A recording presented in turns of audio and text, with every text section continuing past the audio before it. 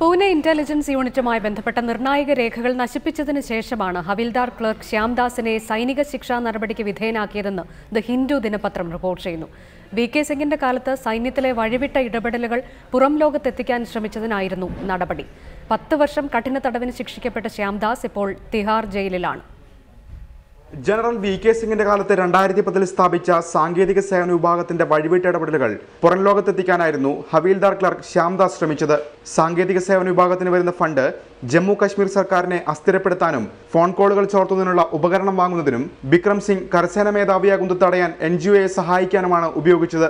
ഇതടക്കമുള്ള വിവരങ്ങൾ ശ്യാംദാസ് റവന്യൂ ഇന്റലിജൻസിനെ അറിയിക്കുകയായിരുന്നു. ഈ നീക്കം തിരിച്ചറിഞ്ഞ സൈന്യം രഹസ്യ വിവരങ്ങളടങ്ങുന്ന CD വി.കെ. സിംഗ് വിരമിക്കുന്നതിന് 5 ദിവസം മുമ്പ് നശിപ്പിച്ചു.